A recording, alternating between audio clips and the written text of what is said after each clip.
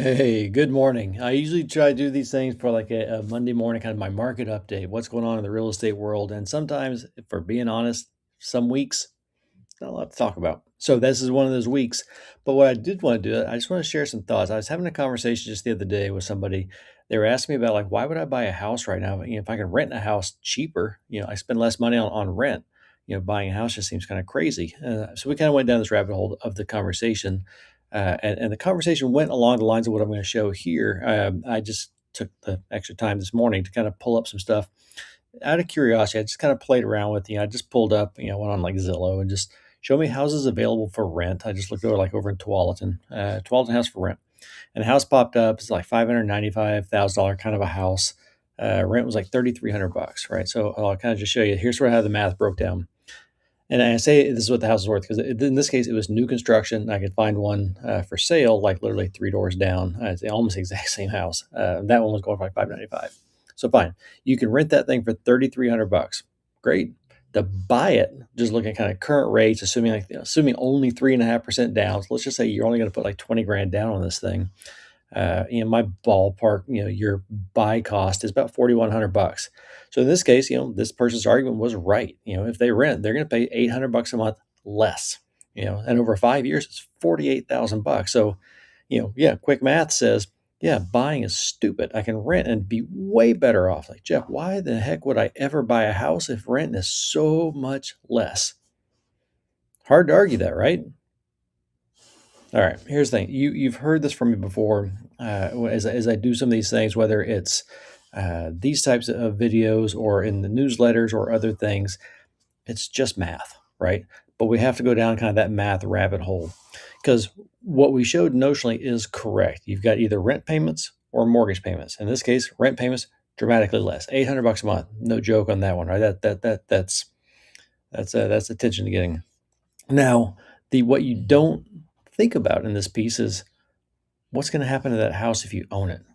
Let's, if we can kind of build a time machine, go 5 years into the future, what does that look like, right? So we can kind of go sort of best case scenario, worst case scenario. Worst case scenario, I kind of put together numbers like, let's just say your home value is only going to grow at say 2% a year. Keep in mind sort of your compounded annualized growth rate in the Portland metro area for the past 20 plus years is like 4.5% growth on home values, and that takes into account booms and busts. So can't argue the math there. So 4.5% sort of your average rate of appreciation, right? But let's just assume it's only 2%. Now, so let's kind of look at it this way. So 2% is going to be scenario one, but this one I shared this chart maybe 3 or 4 weeks ago, and it was some industry experts putting together what do you think home values are going to do over the next 5 years, right? So 1.8, 2.4, 2.9, 3.2, 3.4. We're growing. We're still below that growth rate for the Portland metro area that we've seen. But hey, so we're going to use these numbers for scenario two. All right. So now let's go back to the conversation. Hey, I can rent a house and save $800 a month. It's 48 grand a year. Jeff, buying is just stupid. Okay. Let's go back and look at that. So you'll kind of see over the right, over the 5 years, you're saving 48 grand. At a 2% straight rate, your home value is going to grow $62,000 over that 5 year run. Last time I checked, 62,000 is more than 48,000. Now let's go to the industry expert growth rates for what they think home values are really going to grow. You plug those in for each of those 5 years, you're at $88,000 round numbers, 40 grand better than renting over 5 years. So, is renting better than buying in today's market in the short term, like this month? Sure. 5 years from now, it's a loser's bet. So I get it if the economics say this is all that you can do. I get that. The only argument I'm making here is that short-term cost savings is not the reason to avoid buying a home if you have the means and capacity. Your rental arbitrage, if you will, is going to work backwards against you in the long term, right? It'll be great in the very, very short term. Long term, it's not the right play.